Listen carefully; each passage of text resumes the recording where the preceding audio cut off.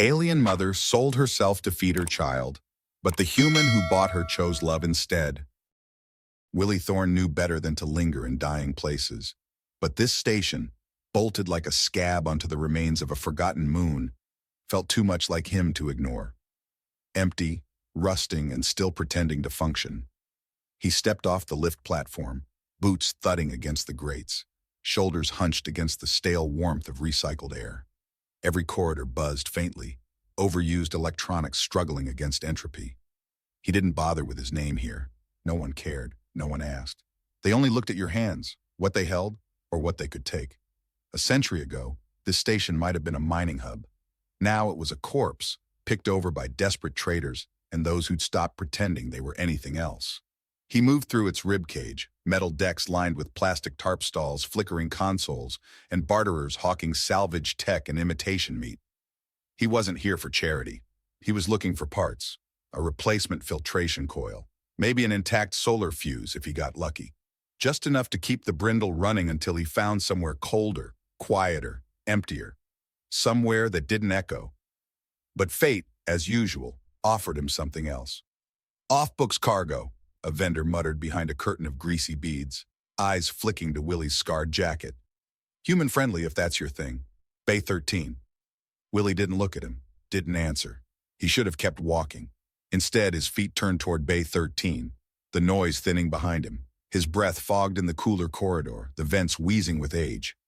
He walked like a man not yet sure whether he wanted to find what waited there. The bay was nearly empty. A low hum filled the silence, fluorescent strips sputtering overhead, and against the far wall, under that flickering blue-white light, he saw her. She was kneeling, slender arms wrapped around a child. Her skin was a soft luminescent blue, like the sheen of glacial water under moonlight. Her long white hair fell in a thick braid down her back, frayed and uneven, as though hastily tied. She didn't speak, didn't move, just looked at him with eyes that were wide, slanted, and deeply tired. The child in her arms, small, maybe 5, maybe 6, had the same pale blue skin and white hair. But she wasn't still. She stirred faintly, her hands gripping the folds of her mother's worn robe. Her eyes were golden, too large for her face, watching him. Willie stopped 2 paces from them. "I have nothing left," the woman said quietly, her voice marked by the soft rise and fall of an alien dialect smoothed by exhaustion. "Only her. She is hungry." Willie stayed silent. "I offer myself in trade," she continued. "Not for pleasure, only for safety, for warmth, for food, for her." He exhaled slowly, like something inside him had already cracked before he could resist. "What's your name?" he asked. A flicker of surprise crossed her face. "Ymera." The name sat gently in the air. It didn't fit this place. "She's yours?" he asked, nodding toward the girl. "My daughter," Ymera said. She tightened her grip around the child unconsciously. The girl raised her head.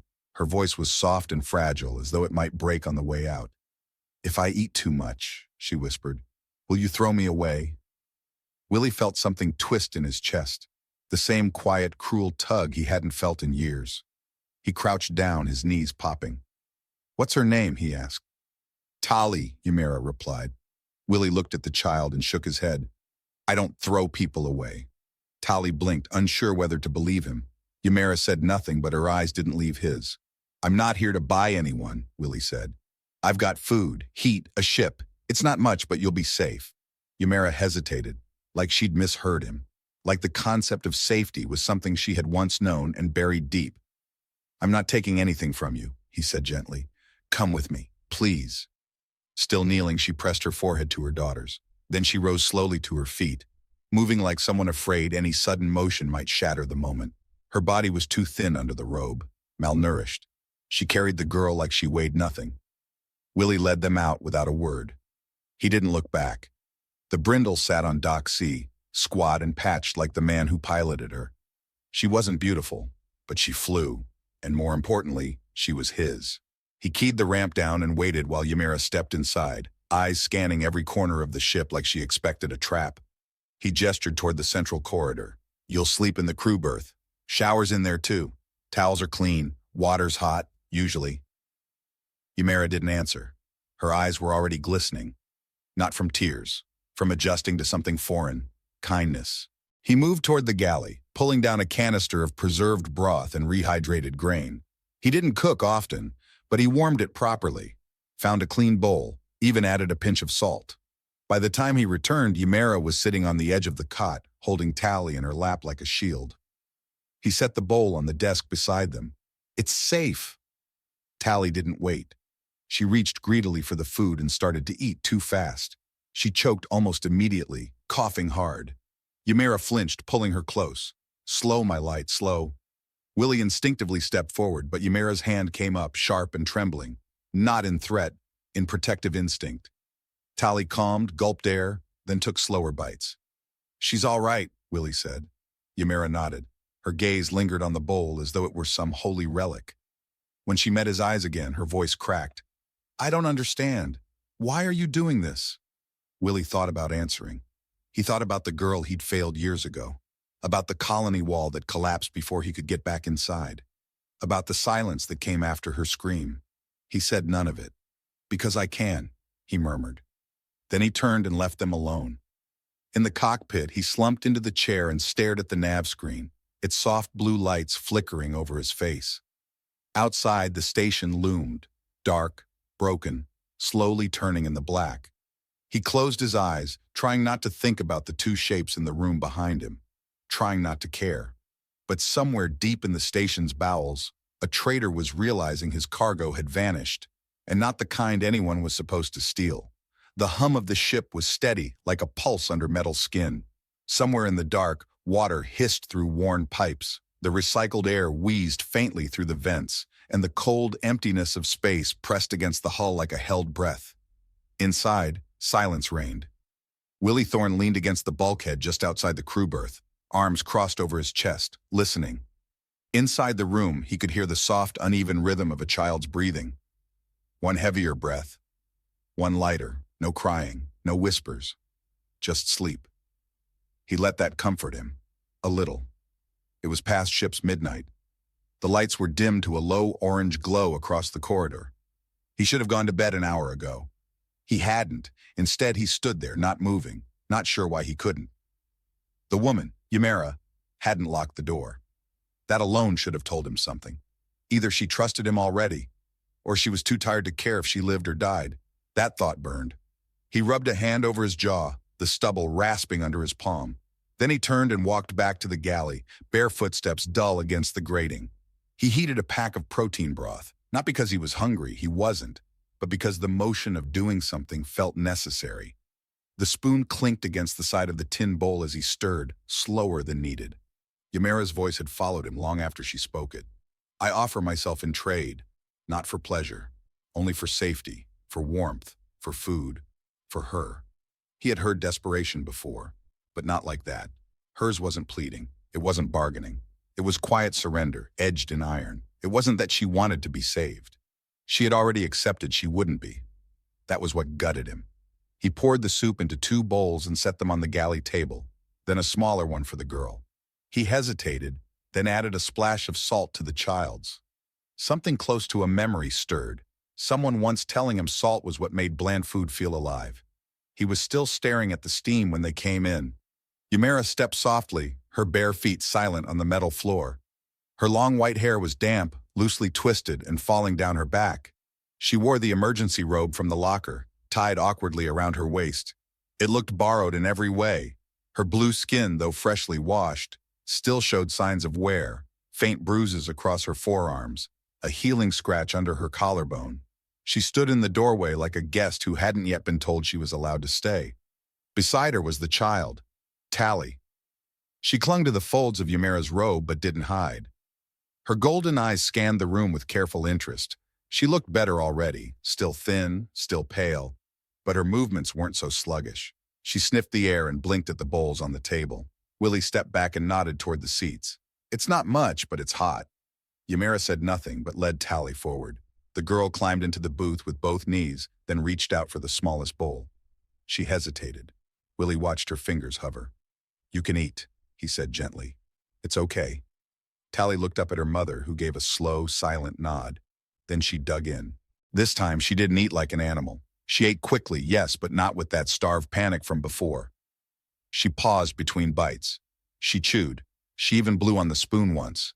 Small signs, but signs that mattered. Ymera took the middle bowl and sat opposite him. She wrapped her hands around it as if testing whether it was truly hers. When she finally took a sip, her eyes closed. Not dramatically, just briefly. Like the warmth of it pulled something loose inside her she hadn't realized was frozen. She didn't speak, neither did he. For a while they ate in silence.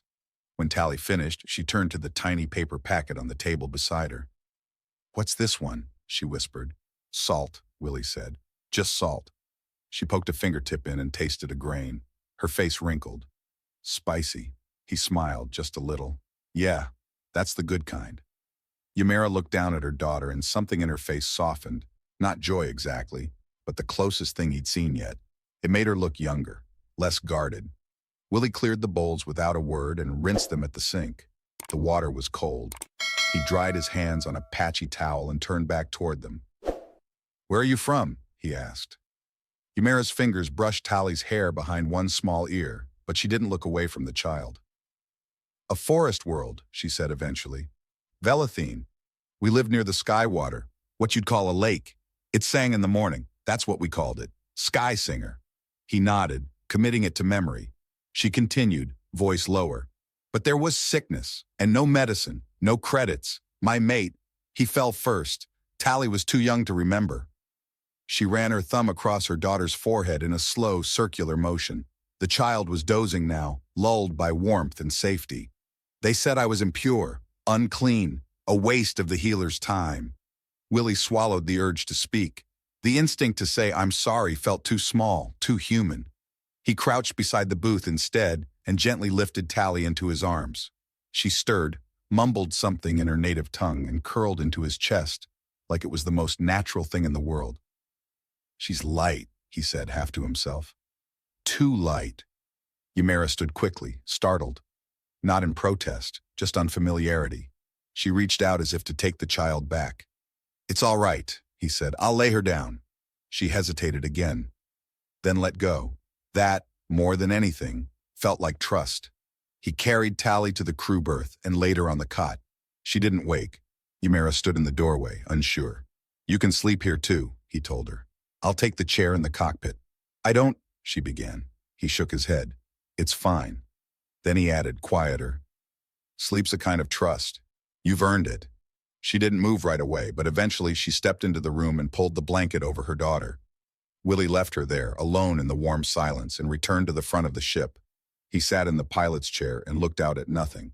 A few minutes later, he shut down the ship's signature ID, killed the tracker, rewrote the beacon to broadcast a false name, because somewhere in the black someone would notice a debt hadn't been paid.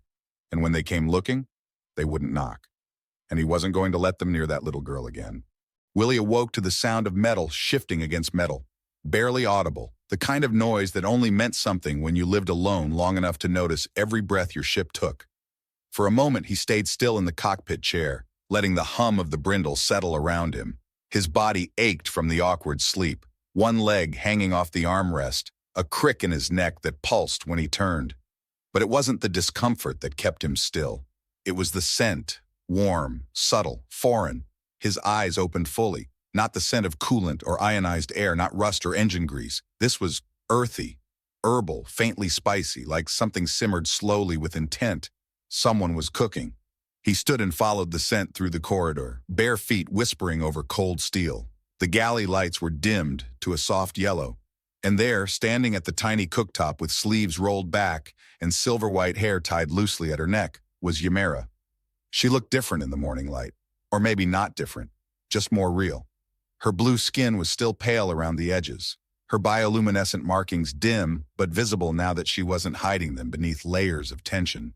She moved like someone used to quiet mornings, not cold metal ships. Willie didn't speak at first.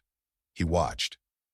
Ymera stirred something in a small pot she must have scavenged from the ship's cabinets. She had found the root paste, added broth, and, somehow, spiced it. He wasn't sure how. He hadn't stocked spices in years. Maybe she'd brought them with her, tucked somewhere among what little she owned. "You didn't have to do that," he said finally. She didn't startle. "I know, but you fed us, and I..." Remember how to cook. He stepped closer, arms loose at his sides. Where'd you find flavor in a place like this? She reached into the pocket of her robe and pulled out a tiny cloth pouch, held closed with a braided vine thread. Dried greens, she said. For healing tea, or food, my people use them for both. He nodded, quietly impressed. Smells better than anything I've made in a year, she smiled, just slightly. It's not much. It's something. The quiet stretched again, but this time it didn't feel heavy, just full. Tally padded into the room then, rubbing one eye with the back of her hand. Her white hair stuck out in all directions. She wore one of Willie's old undershirts, knotted at the side to keep from dragging on the floor. She blinked blearily at him. Your chair is loud, she whispered. He blinked, then chuckled. Yeah, sorry about that. She climbed onto the booth bench without prompting, folding her legs under her. Ymera handed her a small wooden spoon and kissed the top of her head before returning to the pot. Did you sleep all right? Willie asked. Tally nodded. I dreamed about birds, ones with gold feathers. Mama says they're not real, but I saw them. Willie leaned on the table, elbows resting beside her. Maybe they're real somewhere. Ymera brought the pot over and poured the stew into 3 cups. Tally took hers with both hands, balancing it carefully like it might disappear if she let go. They ate slowly. The warmth seeped into Willie's chest, not just from the food, but from the quiet, the rhythm, the normalcy. 3 people sharing breakfast. It shouldn't have meant so much, but it did. I need to stop soon, he said after a while, wiping his mouth with the back of his hand. We'll need supplies, fuel, filters, proper food. Ymera looked up, wary. Is that dangerous? Could be. Depends where we go. He stood, then leaned back against the counter. There's an outpost 2 jumps from here. Used to be a mining refit. Still trades. Still open. Not picky with IDs. Will they ask about us? They might. He paused. But I've got a few lies left in me. Tally looked between them. Are we going to be sold again? Silence fell like a dropped tool. Ymera's jaw tightened. Her hand reached out, brushing her daughter's shoulder. No, Willie said firmly. You're not going back to anyone. I made sure of that. Tally tilted her head. But what if they want Mama back? Willie crouched beside her again. Then they'll have to get through me. The girl stared at him for a long moment like she was trying to decide if he meant it. Then she leaned forward, laid her head gently against his shoulder, and closed her eyes. Ymera froze. Willie didn't move. Just breathed. Careful not to ruin it. When Tally finally pulled away, she whispered, You're warmer than the floor. He laughed softly, unable to help it. I get that a lot. Ymera looked at him then, truly looked, and something in her expression shifted. Not entirely trust, not yet, but something close, recognition maybe. The first glimmer of belief that this wasn't temporary, that he might not change. Later that morning, he brought out his toolkit. The Brindle had a few failing pressure seals, and the nav beacon wiring was degrading again. Normally, he worked alone, with music playing low and no one to talk to. But Ymera followed him, watching closely as he pried open a panel near the aft core. You've done this a long time, she said. Since before the war, ships like this kept going when the colonies fell. Now it's just me keeping her alive. She's still strong, Ymera murmured, placing a hand gently on the wall. Like you. Willie looked at her, caught off guard. There was no flirtation in her voice, just simple truth. Like she saw through the layers he didn't show anyone. He cleared his throat and returned to the panel. You ever fix anything like this? I trained as a healer, but when they exiled us, I learned to repair what I could. Medical consoles, power conduits, stabilizers, anything that kept Tally safe. He handed her the diagnostic lens without a word. She took it, adjusted it expertly, and began reading the panel readout as if she'd always belonged there. And for the first time in years, Willie didn't feel like he was fixing things alone. That night, after Tally fell asleep in the crew berth, Ymera lingered in the galley, refilling the kettle. Thank you, she said quietly, for not asking for anything. You don't owe me thanks. Most would have asked anyway. He leaned against the wall, arms crossed. I'm not most. She met his eyes and held them there. No, she agreed. You're not. The kettle clicked as it boiled. She turned, poured 2 cups of tea, and handed him one. Drink. she said softly. It helps with dreams. He took it. The cup was warm, steady in his hand, and for the first time in far too long, he wondered what it might be like to dream of something worth waking up for. The storm outside was a silent one, micrometeoroid dust sweeping past the viewport in glowing arcs, harmless at this distance but beautiful in its own indifferent way. Willie sat alone at the edge of the bunk in the cockpit, a mug of half-warm tea resting on the console beside him. He wasn't piloting. They weren't going anywhere tonight. The Brindle floated in a gravity-neutral drift, systems on low-power save mode. It was safe here, for now. He could hear Ymera moving softly in the galley behind him. No clatter, no wasted sound. Just the gentle rhythm of someone rinsing out the kettle and drying the cups. Every motion she made had weight to it, like she was constantly calculating whether she deserved the space she occupied. When she finally stepped into the cockpit, she didn't say anything at first. Just looked out at the stars, her arms folded loosely across her midsection, the hem of her robe brushing softly against her calves. Her white hair was freshly braided again. She'd done it carefully, even though no one had asked her to. "Thank you for letting us stay," she said quietly, still watching the drifting stars. "I know you didn't plan for this." Willie shook his head, his voice low. "I stopped planning things a long time ago." She glanced at him. "Why?" He hesitated, then gave a small shrug. "Because nothing went the way it should have. Because I thought I could hold everything together and watched it fall anyway." Ymera didn't speak. She sat down across from him, hands resting in her lap. Her face was calm, but there was something bracing in her posture, like she'd finally decided to speak words she'd carried too long. "Tally's father," she began, her voice steady but quiet, "was called Orin. We grew up together in the same forest ring under the same canopy of light vines. I was studying to be a medicine watcher, and he was already working the high harvest. He used to bring me flowers he wasn't supposed to pick, just to see me smile." Willie stayed silent. He didn't need to guide her. The words were already coming. "When the sickness came through Velathine, it started near the southern pools. Contaminated filtration stones. No one noticed at first, just fatigue, sore lungs, then breathlessness, then bleeding. We had no medicine strong enough." Her gaze drifted down to her hands. "He got it before me, tried to hide it, said it was just exhaustion. We had just found out I was carrying Tally. He was afraid to admit he was sick in case they took him from me." Willie's throat tightened, but he didn't interrupt. "I tried everything I knew, roots, vapor soaks, heat therapy, but we weren't allowed the stronger treatments. Only the high families had access. By the time I brought him to the healers, they refused to touch him, said we were untouchables, said my pregnancy had come outside tribe approval, that I was impure." She stopped, her jaw flexing as she swallowed hard. "I watched him die in our bed, struggling to breathe. He begged me not to cry. He didn't want Tally to hear." A silence settled so complete that the ship itself seemed to hush. "After that," she continued, "I was banished. Told I had shamed my family by carrying a child unbonded. No one would give us food. No one would treat me. I was not even an outcast. I was unseen." Willie felt something sharp move behind his ribs. "That's when I left the forest. Took whatever work I could, patch healing for smugglers, sleeping in cargo bays with my daughter curled on my chest. But when she got sick, really sick, I didn't have enough. She wouldn't eat. She couldn't breathe right in the cold. I tried to barter, but no one trades for nothing, so I did what was left." She turned her face slightly, the bioluminescent markings along her temple dimming again. "I offered myself." Willie exhaled through his nose, long and controlled. "Not because you were weak," he said, his voice firmer than he expected. "Because you were the strongest person in the room."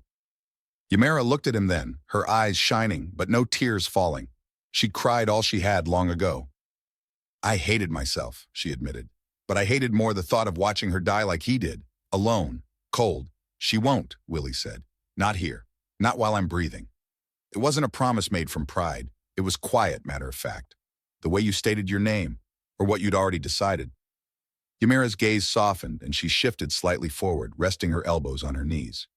"And you?" she asked. "What fell apart for you?" Willie looked out the viewport. The stars shimmered like scattered glass. "There was a colony outpost," he said. 10 years ago, civilian. I was there with a maintenance team, Off duty, a shuttle hangar collapsed. Structural fatigue. Someone cut corners. He rubbed the back of his neck, remembering. A little girl got pinned under debris, just a few feet from me. I tried to get to her, but by the time I did, it was too late. Her lungs were crushed. She didn't even cry, just looked at me, like she wanted me to lie and say it would be okay. Ymera didn't speak. She didn't need to. I couldn't save her, he continued. But her face stayed with me. Every time I tried to sleep. Every time I passed by a kid with that same look of hope in their eyes. He took a long sip from his tea, then set it down with quiet finality. When I saw Tally, reaching out, asking if she'd be thrown away, something broke open, or maybe something finally started to heal. The words hung between them, honest and raw. Not weapons, not wounds, just truth, laid bare. Tally stirred in the other room then, her small voice calling out softly. Not in fear, just instinct.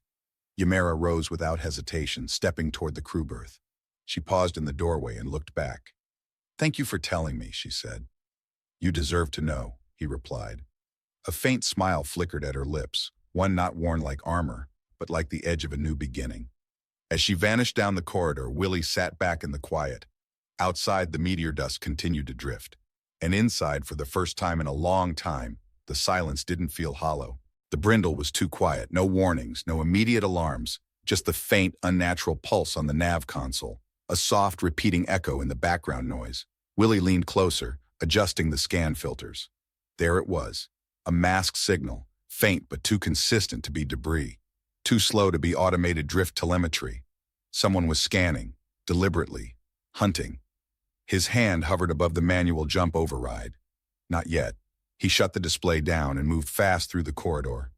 The low hum of the ship's life systems buzzed in his teeth as he approached the galley. Ymera was standing at the counter, her back to him. She stirred a pot slowly, her movements fluid, but her posture was always alert. Even when she tried to relax, she never quite did. Tally sat at the bench, coloring on a square of scrap metal with a stylus, her hair wild and soft around her face. Willie didn't bother softening the words. "We've been scanned," Ymera turned sharply. "Consortium?" He nodded. "It's not military, not official, but clean. Someone's tracking heat signatures, maybe biotrace. My guess, it's narco." She stilled, then placed the ladle down with deliberate control. Her voice stayed calm. "They always come back, even if the sail was buried." Tally looked up, sensing the shift. "Are we running again?" Willie crouched beside her. "We're not running. We're preparing." "Preparing to run," she corrected softly. He didn't answer. "We'll need to bleed heat," Ymera said behind him. "Redirect venting through the external ports. I can rewire the shield matrix." "Do it," Willie said. "I'll kill the nav history and scrub the last beacon ping." He turned, then paused. "Ymera, if they get close enough, they won't ask questions." "They never do," she replied. And just like that, the rhythm changed.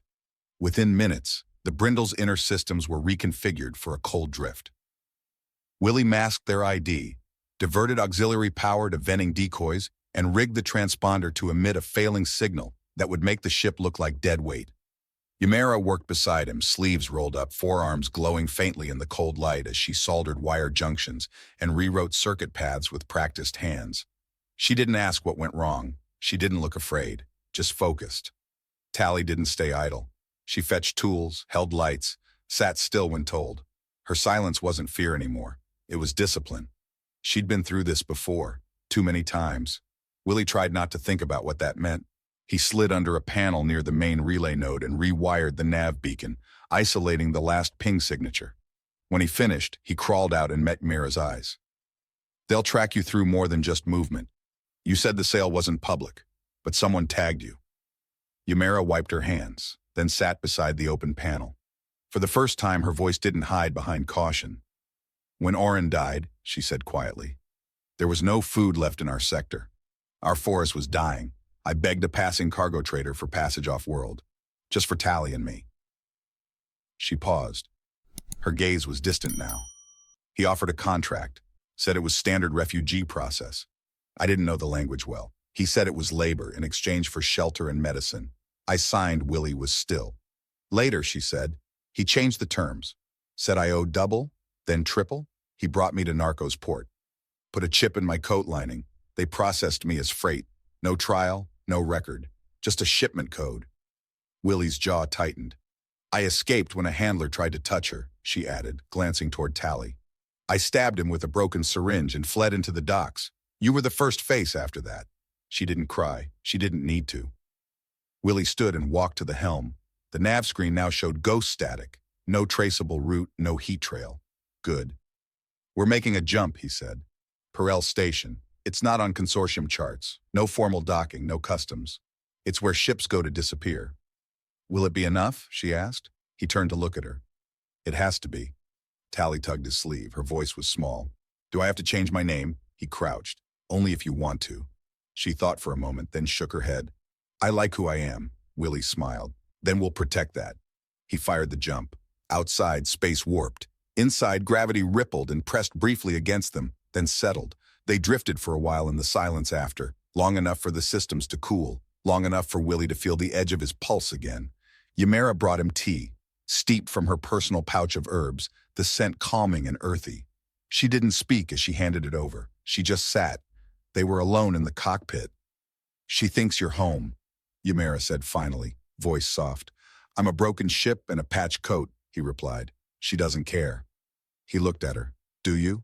The brindle drifted through the quiet space beyond the jump, wrapped in a field of cold stars. No alarms, no signals, just silence. Inside, the air was warmer than the dark around them, but not by much. Willie stood in the galley, sleeves pushed up, wiping condensation from the coolant panel near the bulkhead.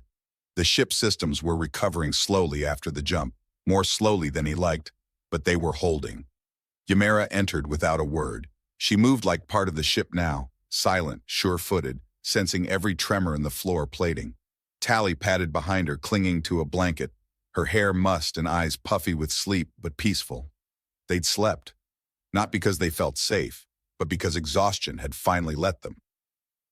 Ymera set a folded shirt on the narrow shelf beside the crew cot. Her movements were precise, almost ceremonial. Tally crawled into the blanket nest Willie had built between the crash seats, curled in on herself, and was asleep again in seconds. She calls you warm, Ymera said quietly.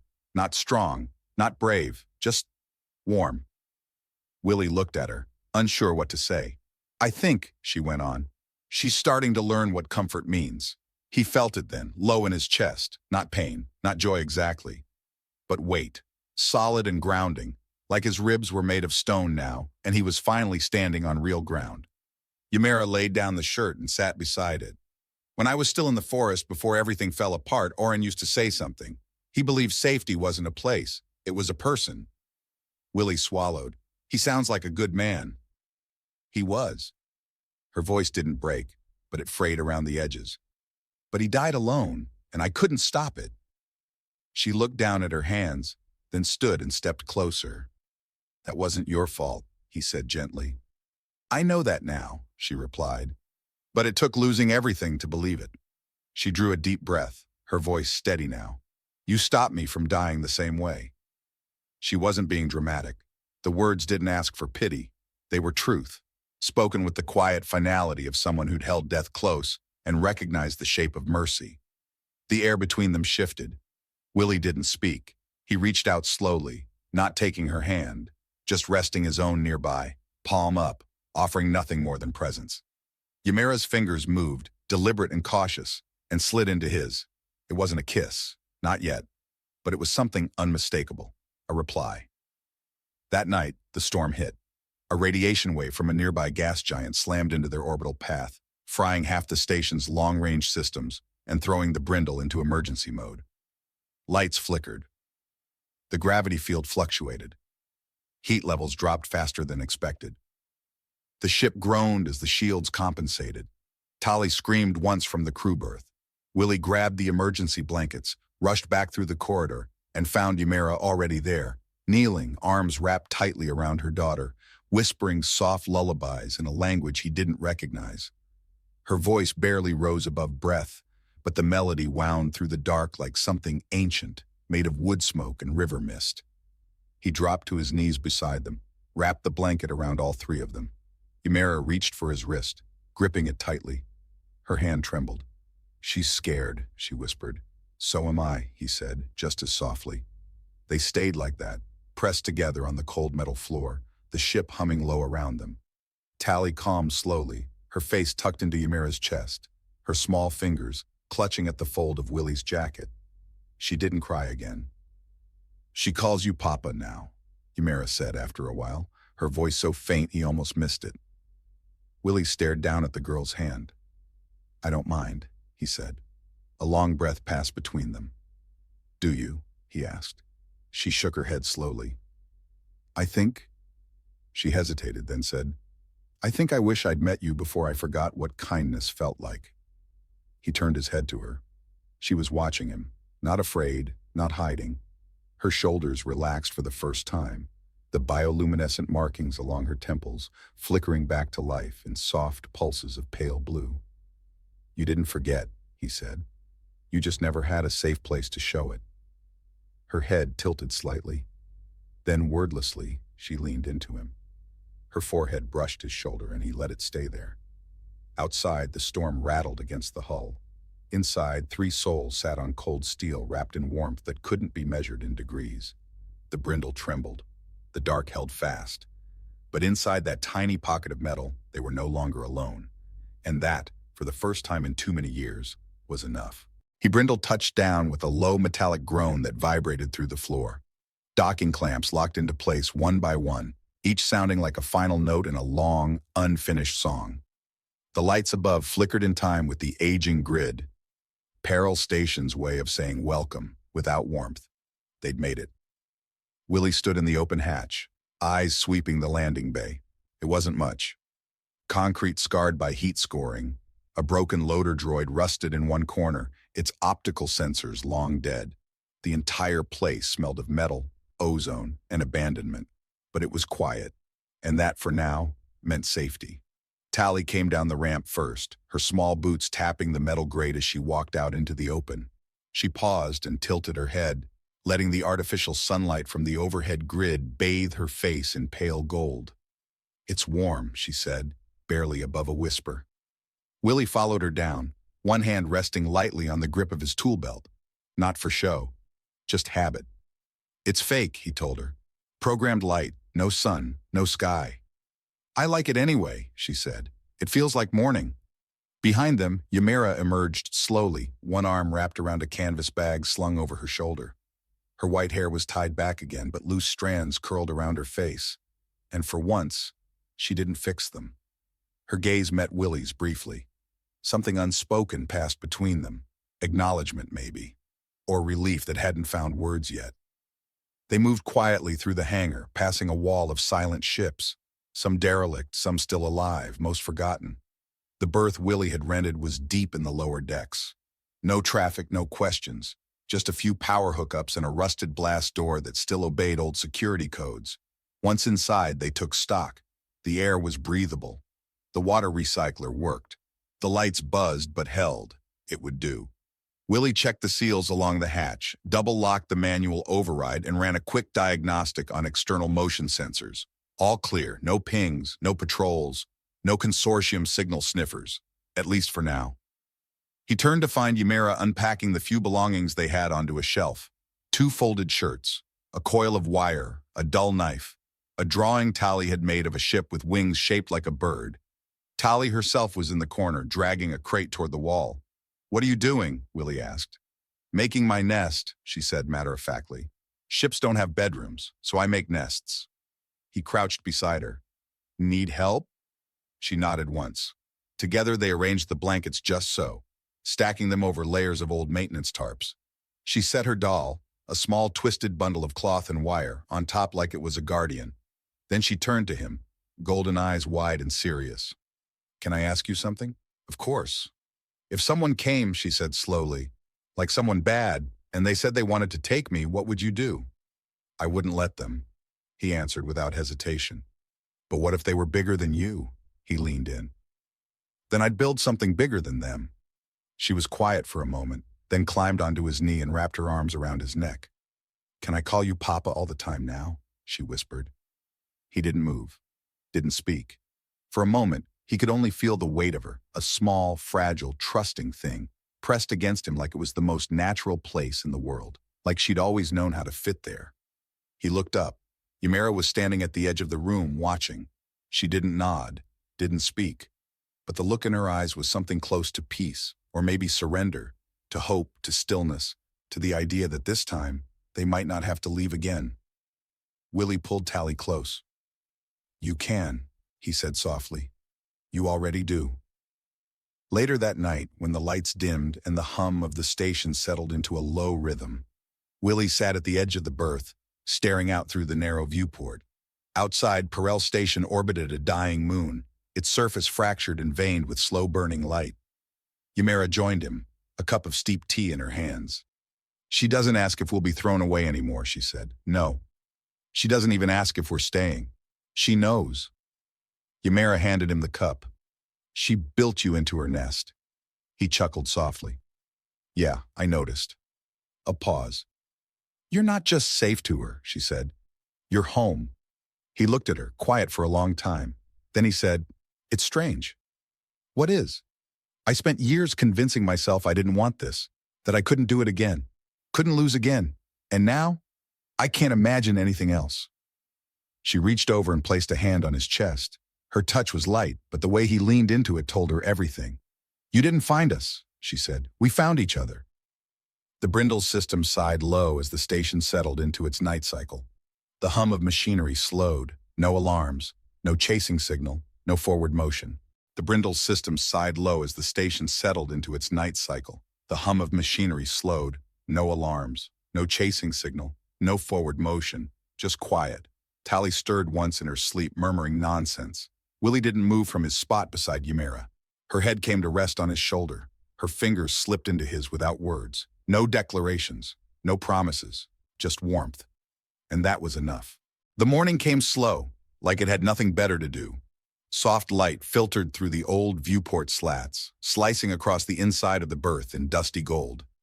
It wasn't sunlight, not really, but the station's artificial morning cycle had improved since Willie patched the old timing relay 2 days ago. The room warmed gently, carrying the illusion of dawn. And in the middle of it all, wrapped in a blanket that had seen too many refueling stops, Tally lay curled up, her hands sticking out toward the edge of the floor. Her fingers twitched, searching for something in a dream, then stilled as she nestled deeper into the folds. Willie was already awake, sitting cross-legged on the metal floor just a few feet away, shirt half-buttoned, smoothing the last seam of a hand-cut wooden glider. He'd found the broken paneling behind Storage Bay 3, sanded it smooth with an old rig file, and carved it in pieces during power cycles and quiet nights. It wasn't perfect, but it would fly. He tested the wing tension again, then quietly crossed the room and set it down beside her hand. A minute later, she stirred. Her fingers closed over the wing like she'd been expecting it. Tally blinked the sleep from her eyes and sat up slowly. "Is it real?" she whispered. He smiled. "Only one way to find out." She leapt up, hair in a wild mess, and bolted barefoot toward the hangar without even brushing her teeth. Ymera's voice called from the corner, gentle but firm. "Boots first!" Tally skidded to a stop mid-step, spun around, and sprinted back to the cot to shove her feet into the mismatched pair of boots she'd insisted on decorating with star stickers. Willie followed at a slower pace, rolling his shoulders, shaking off the tightness of sleep. He passed Ymera in the galley. She was already standing over the stove unit, chopping rehydrated root with slow, practiced motions. The warm scent of browned spice and broth rose in the recycled air. "You didn't have to cook," he said. "I wanted to," she replied simply. He looked at her hands. No trembling, no caution, just peace. Tally's laugh rang down the corridor a second later. "It flies! It really flies!" Willie leaned against the doorframe and grinned. "Told you." They spent the morning in the hangar. Willie drew lines on the floor with a grease pencil, marking imaginary landing zones and flight paths. Tally took the glider and raced along the markings, throwing it with her whole body, yelling out ship names and pretending to be a planetary pilot. When she missed a catch and the glider clipped a support beam, she gasped. But Willie crouched, checked the wing, and said, "Every crash teaches us something." "Like what?" she asked. "Like how to fly better next time," she beamed. "Then I'm learning a lot." Eventually, she convinced him to join the game. She declared herself fleet captain and dubbed him first engineer. Their mission? Defend the hangar base from imaginary shadow serpents. He obeyed her commands with mock seriousness, running from one corner to the other, yelling out stabilizers online and deploy magnetic nets while pretending not to run out of breath. From the open galley, Ymera watched with her elbow on the counter, chin in her palm. A small, amused smile played on her lips, deeper and more relaxed than he'd ever seen. By mid-afternoon, the station's day cycle dimmed slightly to simulate the slow arc of a fading sun. In the kitchen, steam rose gently from a pot of stew made from nutrient base, real dried greens, and a splash of preserved root oil she'd bartered from a trader 2 days prior. Ymera ladled it out into 3 bowls, one slightly chipped, and set them on the crate table in their living space. "Lunch," she called. Tally appeared first, sweat on her brow and glowing with triumph. "I saved the base. He fell down, though." "He did?" Ymera asked, raising a brow. Willie came in after her, wiping his face with the edge of his shirt. "Heroic sacrifice. It was a very dramatic death." Tally grinned and flopped into her seat. "He screamed." "I didn't scream." "You definitely screamed." Ymera handed him a bowl. "Eat. Save your voice for the next battle." They ate in silence for a few minutes, good silence. The kind filled with soft slurps, the clink of spoon against bowl, and the occasional low hum of a ship passing somewhere outside the berth wall. After the second serving, Tally crawled into Ymera's lap and nuzzled into her shoulder. "I'm not tired," she mumbled. "You don't have to be," Ymera whispered, stroking her back. Willie stood to clean the bowls but paused in the doorway. He watched them for a moment, quiet and still. "You know," he said softly, This is the best day I've had in a long time." Ymera looked up. "Because of her?" she asked. He nodded. "And because of you." Her eyes softened. "You made the ship safe," she said. He smiled. "You made it a home." She blinked slowly, then stood, still holding the sleeping girl in her arms. "You're not the man I thought I'd meet when I gave myself away," she said. "And you're not the woman I expected to carry," he answered. There were no declarations, just that. But when she stepped forward and brushed her lips gently against his, light as breath, real as gravity. It wasn't to test something, it was to answer a question already asked. Tally snored softly between them. They laughed. And for the rest of that quiet day, time didn't matter. They didn't check the scanner. They didn't talk about running. They didn't worry about past or future. For the first time since the beginning, they simply lived together.